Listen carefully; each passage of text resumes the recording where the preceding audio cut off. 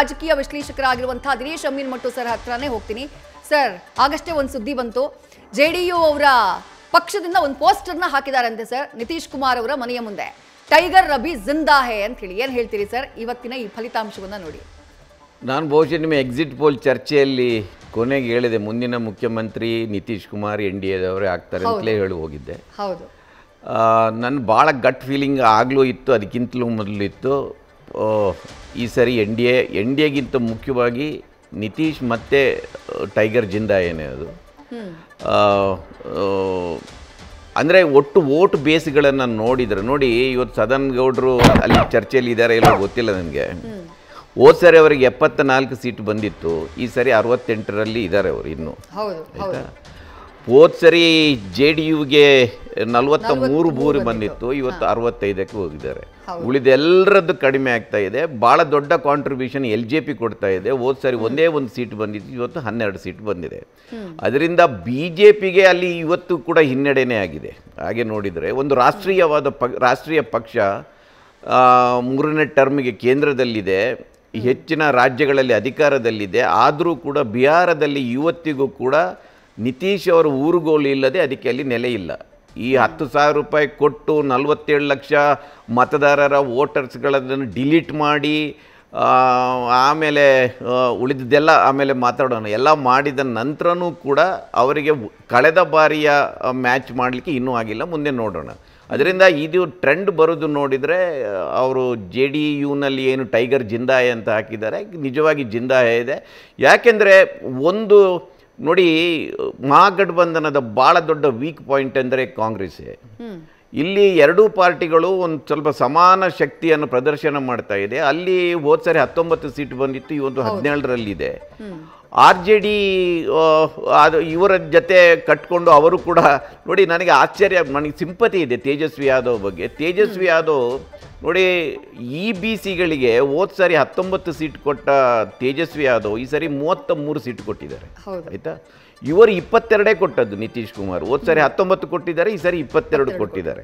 ಅದರಿಂದ ಭಾಳ ಪ್ರಾಮಾಣಿಕವಾಗಿ ತೇಜಸ್ವಿ ಯಾದವ್ ತನ್ನ ವೋಟ್ ಬೇಸನ್ನು ವಿಸ್ತಾರ ಮಾಡಬೇಕಂತ ಪ್ರಯತ್ನ ಮಾಡಿದ್ದಾರೆ. ಆದರೆ ಯಾದವ್ರಿಗೆ 54 ಸೀಟ್ ಕೊಟ್ಟಿದೆ, ಅದರಲ್ಲಿ ಎಷ್ಟು ಬಂದಿದೆ ಗೊತ್ತಿಲ್ಲ. ಅದು ಅವರ ಸಹಜವಾದ ಒಂದು ವೋಟ್ ಬ್ಯಾಂಕ್, ಮುಸ್ಲಿಂ ಮತ್ತು ಯಾದವರದ್ದು. ಅದನ್ನು ಮೀರಿ ತನ್ನ ವೋಟ್ ಬೇಸನ್ನು ವಿಸ್ತಾರ ಮಾಡಲಿಕ್ಕೆ ಆಗಲಿಲ್ಲ ಅವರಿಗೆ. ಯಾಕೆಂದರೆ ನೋಡಿ, ಮುಸ್ಲಿಮರಿಗೂ ಕಾಂಗ್ರೆಸ್ಸಿಗೂ ವೋಟ್ ಬ್ಯಾಂಕ್, ಅದು ತೇಜಸ್ವಿ RJDಗೂ ವೋಟ್ ಬ್ಯಾಂಕ್. ಅದರಿಂದ ಅವರು ಈ ಸರಿ ಏನು ಮಾಡಿ, ಪ್ರತಿ ಬಿಹಾರದಲ್ಲಿ ಬೇರೆ ಕಡೆ ಕಾಂಗ್ರೆಸ್ಸಿಗೆ ವೋಟ್ ಹಾಕೋ ಮುಸ್ಲಿಮರು ಬಿಹಾರದಲ್ಲಿ RJDಗೆ ಹಾಕ್ತಾರೆ. ಅದರಿಂದ ಕಾಂಗ್ರೆಸ್ಸಿನ ವೋಟ್ ಬ್ಯಾಂಕನ್ನು ಕೂಡ ವಿಸ್ತಾರ ಮಾಡಲಿಕ್ಕೆ ಇವರಲ್ಲಿ ಪ್ರಾಮಿನೆಂಟ್ ಒಬ್ಬ ದಲಿತ ಲೀಡರ್ ಇಲ್ಲ.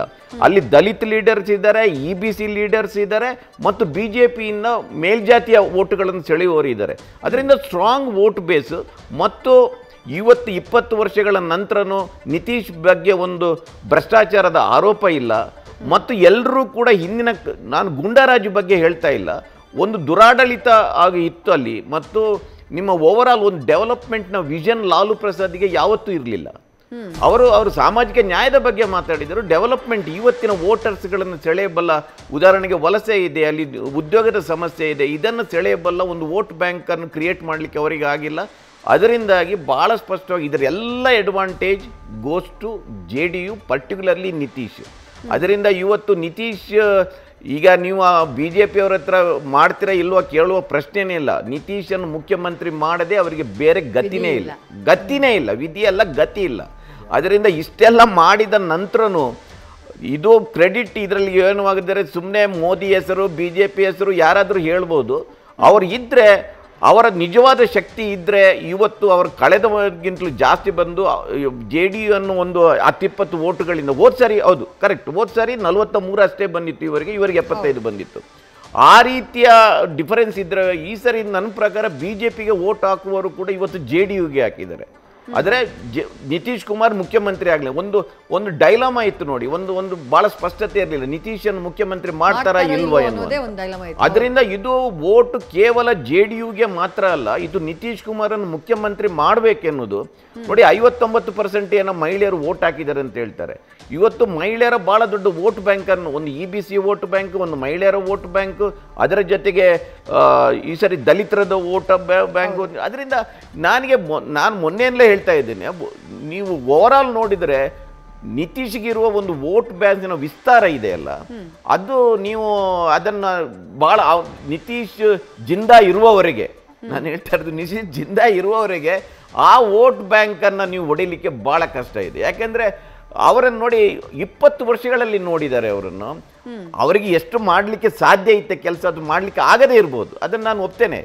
ಒಂದೇ ಒಂದು ಅವರ ಮೇಲೆ ಆರೋಪ ಏನಂದರೆ ಒಂದು ಅವರು ಪಲ್ಟಿ ಹೊಡೆಯೋದು ಅಷ್ಟೇ. ಪ್ರತಿ ಸಾರಿ ಪಲ್ಟಿ ಹೊಡೆಯುವಾಗ ನೋಡಿ, ಕಳೆದ ಪಲ್ಟಿ ಯಾಕೆ ಹೊಡಿತಾರೆ ಅಂದರೆ ಇಲ್ಲದಿದ್ದರೆ ಅವರ ಪಾರ್ಟಿನೇ ಇರ್ತಾ ಇರಲಿಲ್ಲ. ನಾನು ಕಳೆದ ಬಾರಿ ಇಲ್ಲಿ ಹೇಳಿದ್ದು ಕಾಣಬೇಕು. ನಾನು ಹಿಂದಿನ ಬಾರಿ ಅವರು ಪಲ್ಟಿ ಹೊಡೆದಾಗ ಅವರು ಭಾಳ ಆತ್ಮೀಯರು ಅನಿಲ್ ಹೆಗ್ಡೆ ಅಂತ ಇದ್ದಾರೆ, ಅವ್ರ ಹತ್ರ ಕೇಳ್ತಾ ಇದ್ದೆ ನಾನು, ಯಾಕೆ ಪಲ್ಟಿ ಹೊಡೆದರು, BJP ಜೊತೆ ಮತ್ತೆ ಯಾಕೆ ಹೋದರು ತೇಜಸ್ವಿ ಯಾದವ್ನ ಬಿಟ್ಟು ಅಂತ. ಯಾಕಂದರೆ ಅವ್ರು ಹೋಗದಿದ್ದರೆ ಅವ್ರ MLA ಹೋಗ್ತಾ ಇದ್ರು. ಸೊ ಪಕ್ಷವನ್ನು ಅವ್ರು ಜೀವಂತವಾಗಿ ಇಡಬೇಕಿತ್ತು, ಅದಕ್ಕೆ ಅವರೇ ಹೋದರು. ಇಲ್ಲದಿದ್ದರೆ ಇವತ್ತಿಗೂ ಕೂಡ ನೋಡಿ, ನಿತೀಶ್ಗೆ ಈ ರೀತಿಯ ಮ್ಯಾಂಡೇಟ್ ಬಂದ ಕಾರಣಕ್ಕಾಗಿ ಅವರ ಪೊಸಿಷನ್ ಗಟ್ಟಿಯಾಗಿದೆ. ಅಂದರೆ ಮತ್ತೆ ಮತ್ತೆ ಜನ ಹೇಳ್ತಾರೆ ನಮಗೆ ನಿತೀಶ್ ಬೇಕು ಎನ್ನುವ ಕಾರಣಕ್ಕಾಗಿ. ಅದರಿಂದ ಅವರು ಇವತ್ತು ಅವ್ರನ್ನ ಮುಖ್ಯಮಂತ್ರಿ ಮಾಡದೆ ಬೇರೆ ಗತಿ ಇಲ್ಲ ಅವರಿಗೆ. ಇಲ್ಲದಿದ್ದರೆ ಇವತ್ತು ಸಾಮ್ರಾಟ್ ಚೌಧರಿಯನ್ನು ಈಗಾಗಲೇ ತಂದು ಫೇಸ್ ಅಂತ ಕೂರಿಸಿದ್ದಾರೆ ಅವರು. ಅದರಿಂದ ಜನಸುರಾಜ್ ಪಾರ್ಟಿಯ ನಿಮ್ಮ ಪ್ರಶಾಂತ್ ಕಿಶೋರು ಸಾಮ್ರಾಟ್ ಚೌಧರಿಯ ಎಷ್ಟು ಅವರನ್ನು ಎಕ್ಸ್ಪೋಸ್ ಮಾಡಬೇಕು, ಮೊದಲಿಂದ ಅವರ ಟಾರ್ಗೆಟ್ ಸಾಮ್ರಾಟ್ ಚೌಧರಿನೇ. ಆ್ಯಕ್ಚುಲಿ ಸಾಮ್ರಾಟ್ ಚೌಧರಿ ಇವತ್ತು ಏನು ನನಗೆ ಗೊತ್ತಿಲ್ಲ, ಅವರು ಶಾಸಕರಾಗ್ಬೋದು, ಆದರೆ ಅವರ ಸಮುದಾಯದಿಂದ ಅವರಿಗೆ ಭಾಳ ದೊಡ್ಡ ಬೆಂಬಲ ಅವರಿಗೆ ಬಂದಿಲ್ಲ. ಯಾಕೆಂದರೆ ಅವ್ರನ್ನ ಎಷ್ಟು ಎಕ್ಸ್ಪೋಸ್ ಮಾಡಲಿಕ್ಕೆ ಸಾಧ್ಯ ಇದೆ. ಪ್ರಶಾಂತ್ ಕಿಶೋರ್ ವೈಯಕ್ತಿಕವಾಗಿ ಯಾರನ್ನಾದರೂ ಅಷ್ಟೊಂದು ಟೀಕೆ ಮಾಡಿದರೆ ಸಾಮ್ರಾಟ್ ಚೌಧರಿಯನ್ನು ಮಾತ್ರ. ಅವರ ಕ್ವಾಲಿಫಿಕೇಷನ್ ಬಗ್ಗೆ, ಅವರ ಅಪರಾಧದ ಹಿನ್ನೆಲೆ ಬಗ್ಗೆ, ಅದು ಒಂದು ರೀತಿ BJPಗೆ ಕೂಡ ಒಂದು ದೊಡ್ಡ ಬಾರ್ ಅಂತ ಅನಿಸುವಷ್ಟು ಕೂಡ ಸಾಮ್ರಾಟ್ ಚೌಧರಿಯನ್ನು ಎಕ್ಸ್ಪೋಸ್ ಮಾಡಿದ್ದಾರೆ. ಅದರಿಂದ ಓವರ್ ಆಲ್ ನೀವು ನೋಡಿದರೆ ವೋಟ್ ಬೇಸ್ ಎಲ್ಲವುದರಷ್ಟೇ ಆಡಳಿತ ನೋಡಿದರೆ ನಿತೀಶ್ ಈ ಇಲೆಕ್ಷನ್ ಗೆದ್ದದ್ದು BJPನ ಅಲ್ಲ, JDUನೂ ಅಲ್ಲ, ಕಾಂಗ್ರೆಸ್ ಬೇರೆ ಯಾರು ಅಲ್ಲ, ಅದು ನಿತೀಶ್ ಕುಮಾರ್ನ ಗೆಲುವು. ನಿತೀಶ್ ಕುಮಾರ್ ಸುಶಾಸನ್ ಬಾಬು ಅಂತ ಏನು ಅವರಿಗೆ ಒಂದು ಬಿರುದು ಎಲ್ಲ ಇತ್ತು, ವಿಕಾಸಪ್ಪ ಪುರುಷ ಅಂತ ಏನಿತ್ತು, ಅದನ್ನೆಲ್ಲ ಸಾಬೀತು ಮಾಡಿದ್ದಾರೆ. ಭಾಳ ಇಂಟ್ರೆಸ್ಟಿಂಗ್ ಏನಂದರೆ, ಭಾಳ ಮಂದಿ EBC ಮತ್ತು ಬ್ಯಾಕ್ವರ್ಡ್ಗಳದ್ದು ಇಲ್ಲಿ ನೋಡಿದರೆ ಕುರ್ಮಿ ಮತ್ತು ಕೊಯ್ರಿಗಳು ಏನಿದ್ದಾರೆ ಅವರು ಕೂಡ ಎಕ್ಸ್ಟ್ರೀಮ್ ಬ್ಯಾಕ್ವರ್ಡ್ ಅಲ್ಲ. ಅವರು 24% ಯಾದವರ ಜೊತೆನೇ ಇರ್ತಾರೆ ಅವರು. ಆದರೆ ಅಲ್ಲಿಯ EBCಗಳು 36% ಜನ ಏನಿದ್ದಾರೆ ಅವರು ಬೇರೆಯವರನ್ನು ಲೀಡರ್ ಮಾಡಿಲ್ಲ. ಈಗ ನಿಷಾದ್ಗಳಿದ್ದಾರೆ, ಬೇರೆ ತೇಲಿಗಳಿದ್ದಾರೆ, ಅವರನ್ನು ಲೀಡರ್ ಮಾಡಿಲ್ಲ. ಅವರು ನಿತೀಶನ್ನು ನಂಬಿದ್ರು. ಯಾಕೆ ಇದಕ್ಕೊಂದು ಹಿನ್ನೆಲೆ ಇದೆ. ಅವರು ನೋಡಿ EBCಯ ರಿಸರ್ವೇಷನನ್ನು ಜಾಸ್ತಿ ಮಾಡಿದರೆ, ಆನಂತರ ಅವರಿಗೆ ಬೇರೆ ಕಡೆ ಪ್ರಾತಿನಿಧ್ಯ ಕೊಟ್ಟಿದ್ದಾರೆ, ಒಳ್ಳೆ ಆಡಳಿತ ಕೊಟ್ಟರು. ಭಾಳ ಮಂದಿ ನೋಡಿ ಮಹಿಳೆಯರ ಬಗ್ಗೆ ಇದನ್ನು ಹೇಳಲೇಬೇಕು. ಮಹಿಳೆಯರದ್ದು ನೋಡಿ 73 ಅಮೆಂಡ್ಮೆಂಟ್ ಬಂದಾಗ ಮಹಿಳೆಯರಿಗೆ 1/3 ಕೊಡಬೇಕಂತ ಅದರಲ್ಲಿ ಇದ್ದರೂ ಕೂಡ ಇವರು 50 ಇಡೀ ದೇಶದಲ್ಲಿ ಪಂಚಾಯಿತಿಯಲ್ಲಿ ಮಹಿಳೆಯರಿಗೆ 50% ರಿಸರ್ವೇಷನ್ ಕೊಟ್ಟದ್ದು ನಿತೀಶ್. ಕರ್ನಾಟಕದಲ್ಲೂ ಬಂದಿದೆ, ಅದರ ಮೇಲೆ ಬಂತು, ಮೊದಲ ಬಾರಿಗೆ ಅವರು ಕೊಟ್ಟದ್ದು. ಇವತ್ತು ಅವರ ಮೊದಲ ಟರ್ಮ್ನಲ್ಲಿ 2005ನಲ್ಲಿ ಅವರು ಅಧಿಕಾರಕ್ಕೆ ಬಂದಾಗ ಸೈಕಲ್ ಕೊಟ್ಟ ವಿದ್ಯಾರ್ಥಿನಿಯವರು ಇವತ್ತು ವೋಟರ್ಗಳವರು, ಆಯಿತಾ, ಆ ವೋಟರ್ಗಳವರು. ಅದರ ನಂತರ ಜೀವಿಕಾ ಬಂತು, ಆನಂತರ ಮದ್ಯಪಾನ ನಿಷೇಧದ ಬಗ್ಗೆ ಆಗ್ಬೋದು, ಅದರಲ್ಲಿ ಈಗ ಇಲ್ಲಿಸಿಟ್ ಲಿಕ್ಕರ್ ಬಂದ. ಆದರೆ ಯಾವುದಾದ್ರೂ ಒಂದು ಮಹಿಳೆಯನ್ನು ಕೇಳಿ ಅವರು ಏನಾದರೂ ಆಗಲಿ ಮದ್ಯಪಾನ ನಿಷೇಧ ಪರವಾಗಿರ್ತಾರೆ. ಅದರಿಂದ ಒಬ್ಬ ಮಹಿಳೆ ಒಂದು ನಂಬಬಹುದಾದ, ನಿರೀಕ್ಷೆ ಇಟ್ಕೊಳ್ಬಹುದ ಸದ್ಯದಲ್ಲಿ ಬಿಹಾರದಲ್ಲಿರುವ ಏಕೈಕ ನಾಯಕ ಅಂದರೆ ನಿತೀಶ್ ಕುಮಾರ್. ಅದರಿಂದ ಅವ್ರಿಗೆ ಆರೋಗ್ಯ ಸರಿ ಇಲ್ಲ ನೋಡಿ. ಅವ್ರು ಮೊದಲ ಬಾರಿ ಅಧಿಕಾರಕ್ಕೆ ಬಂದಾಗ ನಾನು ಅದನ್ನು ಭಾಳ ಗಮನಿಸಿದವನು. ಅವ್ರು ಏನೆಲ್ಲ ಮಾಡಿದ್ರು ನೋಡಿ. ಇವತ್ತು ಅವನು ಅನಂತ್ ಸಿಂಗ್ ಕಾಣ್ತಾ ಇದೆ, ಅವ್ರು JDಯಲ್ಲಿದ್ದಾರೆ. ಅವ್ರನ್ನ ಮೊದಲು ತಗೊಂಡು ಹೋಗಿ ಜೈಲಲ್ಲಿ ಹಾಕಿದ್ರು ಅವರನ್ನು. ನೀವು ಮುನ್ನಾ ಶುಕ್ಲನಿಂದ ಹಿಡಿದು ಏನೇನು ಗುಂಡಾಗಳೆಲ್ಲ ಇದ್ರು ಬಿಹಾರದ ರಾಜಕೀಯದಲ್ಲಿ ಎಲ್ಲರನ್ನು ಒಳಗಡೆ ಹಾಕಿದ್ದಾರೆ. ನೀವು ಪಪ್ಪು ಯಾದವ್ನಿಂದ ಹಿಡಿದು ಎಲ್ಲರನ್ನು ಒಳಗಡೆ ಹಾಕಿದ್ದಾರೆ. ಸೊ ಅದರಿಂದ ಇವತ್ತು ನೋಡಿ, ಇಡೀ ಬಿಹಾರದಲ್ಲಿ 2 ಫೇಸಲ್ಲಿ ಇಲೆಕ್ಷನ್ ನಡೀತು, ಒಂದೇ ಒಂದು ಕಡೆ ವೈಲೆನ್ಸ್ನ ಘಟನೆಗಳು ನಡೆದಿಲ್ಲ. ಯಾರಿಗೆ ಕ್ರೆಡಿಟ್ ಹೋಗಬೇಕದು? ನಿತೀಶ್ ಕುಮಾರ್ಗೇ ಹೋಗಬೇಕು. ಅದರಿಂದ ಈಗ ಬಹುಶಃ ಶರತ್ ಅವರು ಬಿಹಾರದಲ್ಲಿ ಸುತ್ತಿ ಬಂದಿದ್ದಾರೆ. ಅಲ್ಲಿಯ ಶಾಲೆಗಳ ಸ್ಥಿತಿ, ಆಸ್ಪತ್ರೆಗಳ ಸ್ಥಿತಿ, ರಸ್ತೆಗಳ ಸ್ಥಿತಿ ಇವತ್ತು ಬೇರೆ ರಾಜ್ಯಗಳಿಗೆ ನೀವು ಹೋಲಿಕೆ ಮಾಡಿದರೆ ಸುಧಾರಣೆ ಆಗಿರಲಿಕ್ಕಿಲ್ಲ, ಆ ಮಟ್ಟದಲ್ಲೇ ಆಗಲಿಕ್ಕಿಲ್ಲ. ಆದರೆ ನೀವು 20 ವರ್ಷಗಳ ಹಿಂದಿನ ಬಿಹಾರವನ್ನು ಮತ್ತು ಇವತ್ತಿನ ಬಿಹಾರವನ್ನು ನೋಡಿದರೆ ಜನರಲ್ಲಿ ಒಂದು ಬದಲಾವಣೆ ಕಾಣ್ತಾ ಇದೆ ಅಂತ ಅನಿಸುತ್ತೆ. ಅದರಿಂದಾಗಿ ನಿತೀಶ್ ಕುಮಾರ್ ಗೆದ್ದಿದ್ದಾರೆ. ಬಿ ಜೆ ಪಿ ಇನ್ನೂ 70ರಲ್ಲಿದೆ, 74 ಕ್ರಾಸ್ ಆಗುತ್ತಾ ನೋಡ್ಬೇಕು. ಅವರು 43ರಿಂದ 73ಕ್ಕೆ ಹೋಗಿದ್ದಾರೆ, 73ಕ್ಕೆ ಹೋಗಿದ್ದಾರೆ. LJP ನೋಡಿ 15ಕ್ಕೆ ಹೋಗ್ತಾ ಇದೆ. ಹೋದ್ ಸರಿ ಒಂದೇ ಒಂದು ಸೀಟ್ ಬಂದಿತ್ತು, ಒಂದೇ ಒಂದು ಸೀಟು. ಅದರಿಂದ LJP ನೋಡಿ ಇಲ್ಲಿ ಈ ಮಹಾಗಠಬಂಧನಲ್ಲಿ ಲೆಫ್ಟ್ ಪಾರ್ಟಿಗೆ 7 ಬಂದಿದೆ. ಹೋದ್ ಸರಿ 12 ಅವರು ಬರೀ CPI MLA 12 ಬಂದಿತ್ತು.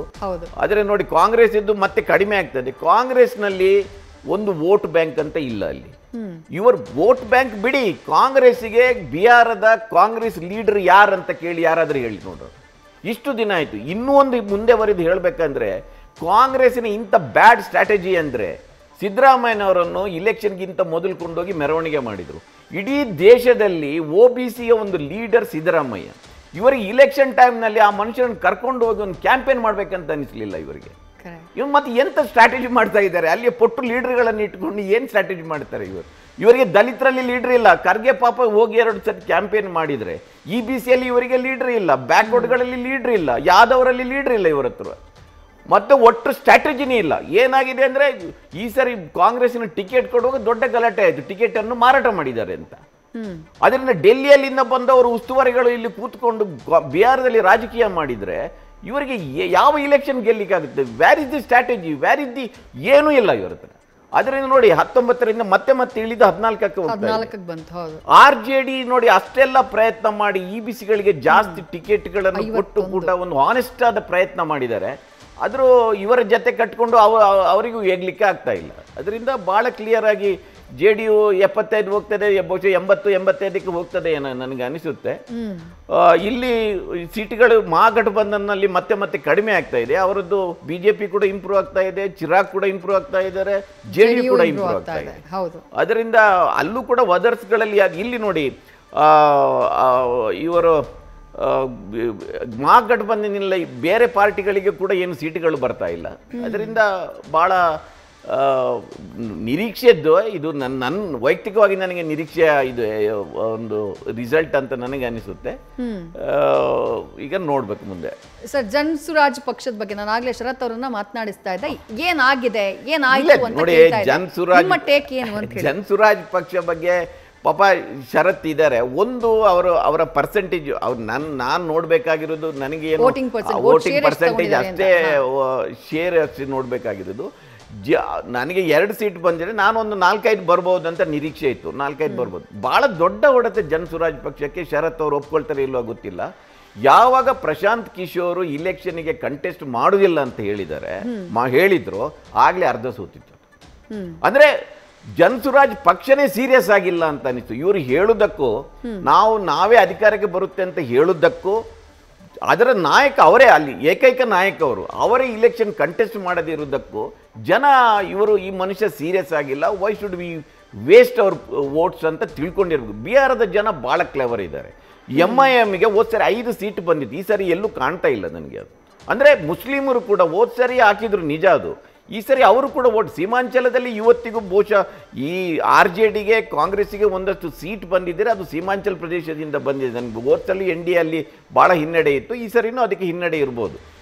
ನೋಡಿ ಎಲ್ಲವೂ ಕೂಡ ಬಹುಶಃ NDAಗೆ ಹೆಲ್ಪ್ ಆಗಿದೆ. MIMನ ವೋಟು ಕೂಡ ಬಹುಶಃ RJDಗೆ ಹೋಗಿರ್ಬೋದು, ಕಾಂಗ್ರೆಸ್ಸಿಗೆ ಏನು ಬಂದ ಕಾಣೋದಿಲ್ಲ. ಜನ್ಸುರಾಜ್ ಪಕ್ಷ ಒಂದು ಮಾತ್ರ ನನ್ನ ಅಭಿಪ್ರಾಯದ ಪ್ರಕಾರ ಜನ್ಸುರಾಜ್ ಪಕ್ಷಕ್ಕೆ ನೆಕ್ಸ್ಟ್ ಇಲೆಕ್ಷನ್ನಲ್ಲಿ ಫ್ಯೂಚರ್ ಇದೆ. ಯಾಕೆಂದರೆ ನೆಕ್ಸ್ಟ್ ಇಲೆಕ್ಷನ್ ಇನ್ನೊಂದು 5 ವರ್ಷ ಬಂದಾಗ ಬಹುಶಃ ನಿತೀಶ್ ಕುಮಾರ್ ಅನಿವಾರ್ಯವಾಗಿ ನಿವೃತ್ತರಾಗಲಿಕ್ಕೆ ಹೋಗ್ಬೋದು. ಈಗಾಗಲೇ ಅವರ ಆರೋಗ್ಯ ಅಷ್ಟೊಂದು ಸರಿಯಾಗಿಲ್ಲ. ಅದರಿಂದ ಬಿಹಾರದಲ್ಲಿ ಈ ಆಲ್ಟರ್ನೇಟಿವ್ ಅನ್ನು ಪರ್ಯಾಯವನ್ನು ನೋಡಲು ಬಯಸುವ ಒಂದು ವೋಟರ್ ಸಮೂಹ ಏನಿದೆ, ಅವರು ಜನ್ಸುರಾಜ್ ಪಕ್ಷವನ್ನು ಇನ್ನೊಂದು 5 ವರ್ಷ ಅಷ್ಟು ತಾಳ್ಮೆ, ಅಷ್ಟು ಶ್ರಮ, ಅಷ್ಟು ಸಂಪನ್ಮೂಲ ಕೊಡಲಿಕ್ಕೆ ಸಾಧ್ಯ ಆದರೆ ಬಿಹಾರವನ್ನು ನಿಜವಾಗಿ ಸುಧಾರಣೆ ಮಾಡಬೇಕಂತ ಬಿಹಾರಿನ ಮಣ್ಣಿನ ಮಗನೇ ಆದ ಪ್ರಶಾಂತ್ ಕಿಶೋರಿಗೆ ಪ್ರಾಮಾಣಿಕವಾಗಿ ಅನಿಸಿದರೆ ಅವರು ಇನ್ನೂ 5 ವರ್ಷ ಕೆಲಸ ಮಾಡಬೇಕು. ಕೆಲಸ ಮಾಡಿದರೆ ಅದು, ಯಾಕಂದರೆ ಈ ಇಲೆಕ್ಷನ್ನಲ್ಲಿ ಇಡೀ ಒಂದು ಇಲೆಕ್ಷನ್ ಕ್ಯಾಂಪೇನ್ನ ನೆರೇಟಿವನ್ನು ಅವರು ಚೇಂಜ್ ಮಾಡಲಿಕ್ಕೆ ಅವರಿಗೆ ಸಾಧ್ಯ ಆಗಿದೆ. ಅವರು ವಲಸೆ ಇಶ್ಯೂಗಳನ್ನು ಎತ್ತಿದ್ರು, ನಿರುದ್ಯೋಗದ ವಿಷಯಗಳನ್ನು ಎತ್ತಿದ್ರು. ಇವರು ಬರೀ ಗುಂಡಾರಾಜಿಗ ಅಂತ ಎತ್ತಾ ಇದ್ರು. BJPಯಲ್ಲಿ ಬೇರೆ ಪ್ಲ್ಯಾನ್ಗಳು ಇರಲಿಲ್ಲ.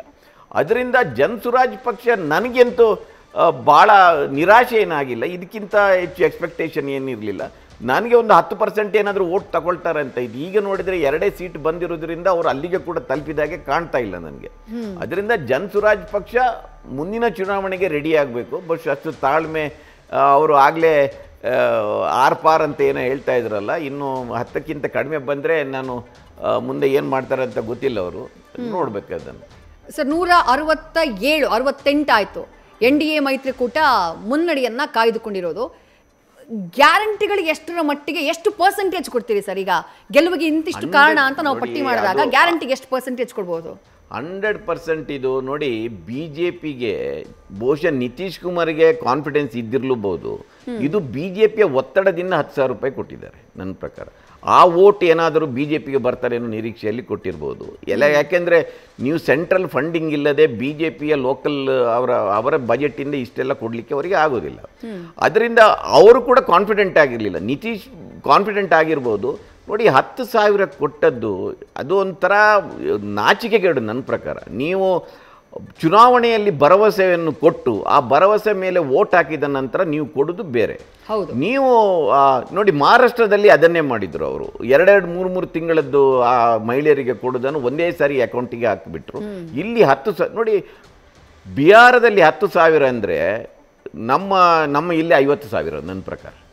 ಒಂದು 10,000 ನೋಡಿ, ಒಂದು ಇಲೆಕ್ಷನ್ ಜನರದ್ದು ಅರ್ಥ ಆಗ್ತಾ ಇಲ್ಲ. ಕರ್ನಾಟಕದಲ್ಲಿ ಹೆಚ್ಚು ಕಡಿಮೆ ಎಲ್ಲ ಗ್ಯಾರಂಟಿಗಳನ್ನು ತಗೊಂಡವರಿಗೆ ತಿಂಗಳಿಗೆ 10,000 ರೂಪಾಯಿ ಬರ್ತಾ ಇದೆ. BJPಯ ಪಾಪ ಅಲ್ಲಿಯ ಮತದಾರರು ಎಷ್ಟು ಬರಕೆಟ್ಟು ಹೋಗಿದ್ದಾರೆ ಅಂದರೆ, ಎಷ್ಟು ಬಡತನ ಸ್ಥಿತಿಯಲ್ಲಿದ್ದಾರೆ ಅಂದರೆ, ಈ 10,000ಕ್ಕೇನೆ ಸ್ವಲ್ಪ ಅವರು ಈಲ್ಡಾಗಿ ಮತ ಹಾಕಿದ್ದಾರೆ. ಅದರಿಂದ BJPಯ ಸ್ಟ್ರಾಟಜಿಗಳನ್ನು ಅದು ಆ್ಯಡ್ ಆಗಿರ್ಬೋದು. BJPಯ ಸ್ವಂತ ಬಲ ಏನಿಲ್ಲ. 10,000 ಕೊಟ್ಟದ್ದು ಭಾಳ ದೊಡ್ಡ ಅವರಿಗೆ. ಅಂದರೆ ವೋಟ್ ಹಾಕ್ಲಿಕ್ಕೆ ಯಾರಾದರೂ ಫೆನ್ಸಲ್ಲಿ ಇದ್ದವರು, ಬೇಲಿ ಮೇಲೆ ಇದ್ದವರು ಆ 10,000 ಕೊಡ್ತಾರೆ. ಮತ್ತು ಭಾಳ ಮಂದಿ ತಿಳ್ಕೊಂಡಿದ್ರಲ್ಲ, ನರೇಂದ್ರ ಮೋದಿ ಪರ್ಮನೆಂಟಾಗಿ ದೇಶವನ್ನು ಆಳ್ತಾರೆ ಅಂತ. ಮುಂದೇನು ಕೂಡ ನಮ್ಮ ಈ ಡಬಲ್ ಇಂಜಿನ್ ಅನ್ನೋದಿದೆಯಲ್ಲ, ಕೆಲವು ಕಡೆ ಸಕ್ಸಸ್ ಆಗುತ್ತೆ ಅದು. ಯಾಕೆಂದರೆ ಎಲ್ಲೆಲ್ಲಿ BJP ಸರ್ಕಾರ ಇಲ್ವಾ, ಉದಾಹರಣೆಗೆ ಕಾಂಗ್ರೆಸ್ನಲ್ಲಿ, ಇದು ಕರ್ನಾಟಕದಲ್ಲಿ ಕಾಂಗ್ರೆಸ್ ಈಗ 4.5 ಲಕ್ಷ ಕೋಟಿ ಕೊಟ್ಟರು ನಮಗೆ 60,000 ವಾಪಸ್ ಬರುತ್ತೆ. ಅದರಿಂದ ಎಲ್ಲೆಲ್ಲಿ ನೀವು ಆ NDA ಸರ್ಕಾರಕ್ಕೆ ನಾವು ಸಪೋರ್ಟ್ ಮಾಡದೇ ಇದ್ದರೆ ಬಿಹಾರದ ಮೇಲೆ ಒಂದು ಸೇಡು ತೀರಿಸ್ಕೊಳ್ತದೆ ಅನ್ನೋ ಒಂದು ಭಾವನೆ ಭಾಳ ಮಂದಿಗೆ ಇದೆ. ಅದು ಸತ್ಯ ಕೂಡ, ಅದಕ್ಕೆ ಪ್ರಮಾಣಗಳಿದೆ. ಅದಕ್ಕೆ ಬೆಸ್ಟ್ ಎಕ್ಸಾಂಪಲ್ ಅಂದರೆ ಕರ್ನಾಟಕನೇ. ಕರ್ನಾಟಕಕ್ಕೆ ಯಾವ ರೀತಿಯ ಒಂದು ಅನ್ಯಾಯ ಕೇಂದ್ರ ಸರ್ಕಾರ ಮಾಡ್ತಾ ಇದೆ ಅಂತ. ಇವರು ಡಬಲ್ ಇಂಜಿನ್ ಸರ್ಕಾರ ಅಂತ ಹೇಳಿಕೊಂಡು ಬಹುಶಃ ಆ ಭಯನೂ ಕೂಡ ಈ ರಿಸಲ್ಟ್ಗೆ ಸ್ವಲ್ಪ ಕಾರಣ ಆಗಿರುವ. ಅಂದರೆ ಎಲ್ಲ ಫ್ಯಾಕ್ಟ್ರಿಗಳು ಇವತ್ತು NDAಗೆ ಅಲ್ಲಿ ಪೂರಕವಾಗಿದೆ. ಮತ್ತು ಎಲ್ಲ ನೆಗೆಟಿವ್ ಫ್ಯಾಕ್ಟ್ರಿಗಳು ಮಹಾಗಠಬಂಧನಿಗೆ ಅದರ ವೋಟ್ ಕಟ್ ಮಾಡ್ತಾ ಇದೆ. ಗ್ಯಾರಂಟಿ ಇಲ್ಲದೆ ಇನ್ಮೇಲೆ ಚುನಾವಣೆಗಳೇ ನಡೆಯಲ್ಲ ಅನ್ನುವಂಥ ಸಿಚುವೇಶನ್ ದೇಶದಲ್ಲಿ ಇದೆಯಾ? ನೀವು ಅದನ್ನು ಅಭ್ಯಾಸ ಮಾಡಿಬಿಟ್ರಿ. ಗ್ಯಾರಂಟಿ ಬೇರೆ, ಇದು ಸುಮ್ಮನೆ 10,000 ರೂಪಾಯಿ ಕೊಡೋದು. ಈಗ ಗ್ಯಾರಂಟಿ ಸ್ಕೀಮ್ಗೆ ಒಂದು ಸ್ಕೀಮ್ ಅಂತ ಇದೆಯಲ್ಲ, ಅದು ಬೇರೆ. ಈಗ ಏನು ಮಾಡ್ತಾರೆ ಅಂದರೆ, ಈಗ ಕೊಟ್ಟು ಒಂದು ನೋಡಿ, ಕರ್ನಾಟಕದಲ್ಲಿ ಫಸ್ಟ್ ಗ್ಯಾರಂಟಿ ಬಂದಾಗ ಅಯ್ಯೋ ಬೊಬ್ಬೆ ಹಾಕಿದ್ರು, ಎಲ್ಲ ಲೂಟಿ ಮಾಡಿದ್ರು, ರೇವಡಿ ಅಂತ ಸನ್ಮಾನ್ಯ ನರೇಂದ್ರ ಮೋದಿಯವರೇ ಊರು ತುಂಬ ಹೇಳ್ಕೊಂಡು ಬಂದರು. ಇವತ್ತು ಅದಕ್ಕಿಂತಲೂ ಮುಂದೆ ಹೋಗಿ ಇಲೆಕ್ಷನ್ಗಿಂತ ಮೊದಲೇ 10,000 ರೂಪಾಯಿ ಬ್ಯಾಂಕಿಗೆ ಹಾಕಿ, ಇನ್ನು ಬಿಹಾರದಂಥ ರಾಜ್ಯದಲ್ಲಿ 10,000 ರೂಪಾಯಿ ಹಾಕಿದರೆ, ಇನ್ನು ಮಹಾರಾಷ್ಟ್ರದಂಥ ರಾಜ್ಯದಲ್ಲಿ, ಬೇರೆ ರಾಜ್ಯಗಳಲ್ಲಿ ಸ್ವಲ್ಪ ಆರ್ಥಿಕ ಸ್ಥಿತಿ ಚೆನ್ನಾಗಿರುವ ರಾಜ್ಯಗಳಲ್ಲಿ 15,000 20,000 ಆಗ್ತಾರೆ. ಜನರು ಬೇಡ ಅಂತ ಯಾರು ಹೇಳ್ತಾ ಇಲ್ಲ. ನ್ಯೂಸ್ ಫಸ್ಟ್, ನಿರ್ಭೀತಿಯಿಂದ ನಿಮ್ಮ ಪರವಾಗಿ.